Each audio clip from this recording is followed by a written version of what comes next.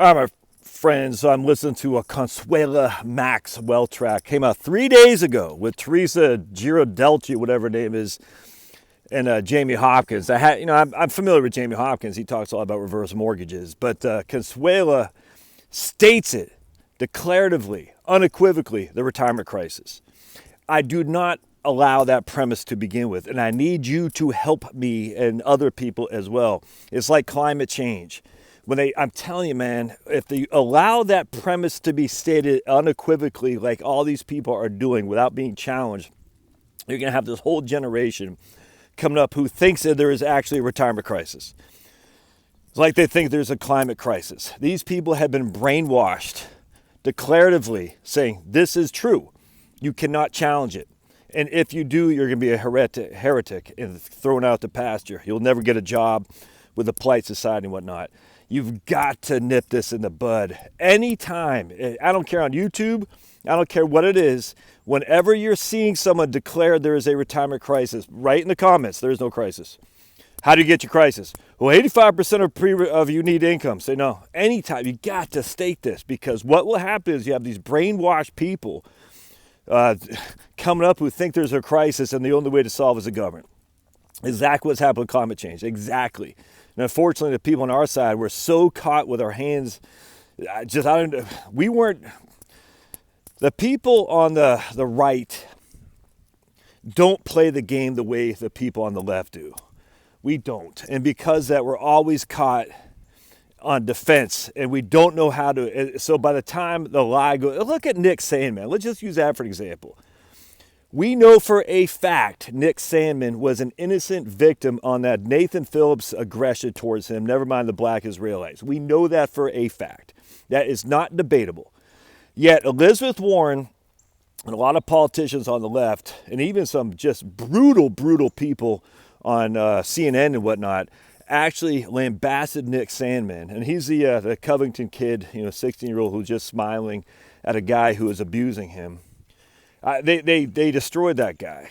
And by the time the truth got out there, it has already gone, the lie had already been around the world 25,000 times. And to this day, Elizabeth Warren and others have it out there that Nick Sandmann was the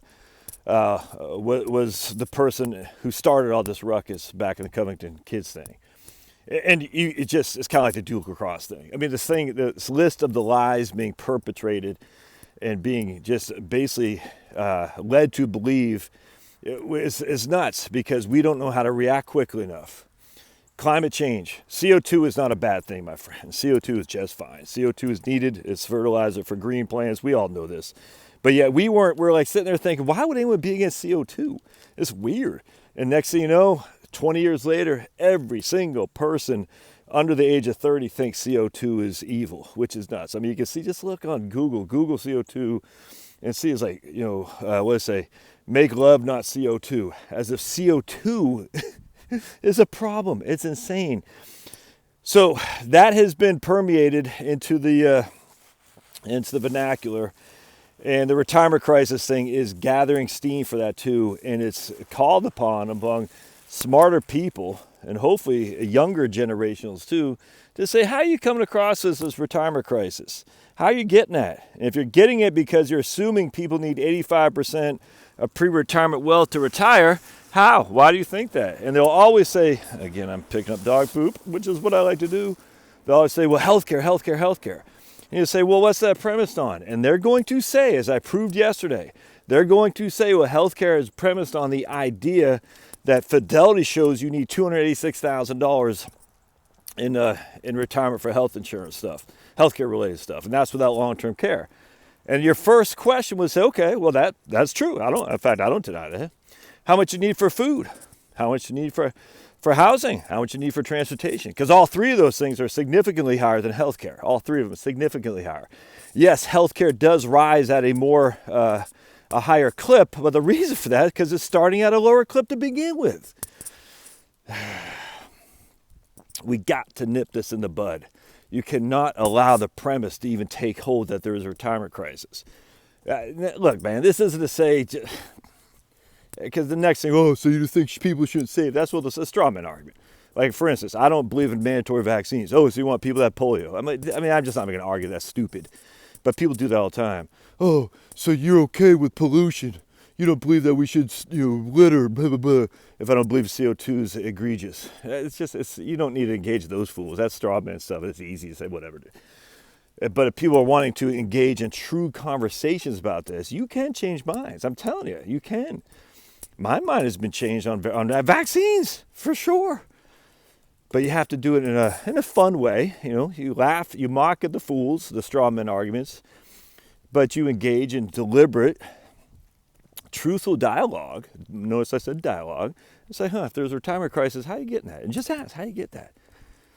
Like I say, show me the proof that the CDC recommended schedule for infants is safe. I just want to see the proof. And they're like, oh, you think the doctor's lying? I said, look, just show me the proof.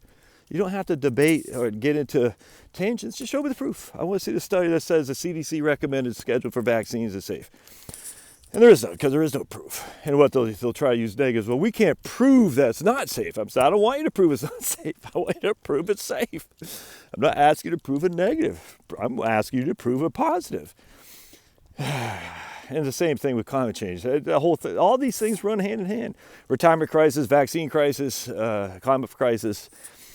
And the minute you challenge it, the premise, the minute they're going to throw you as a heretic and throw you off the building.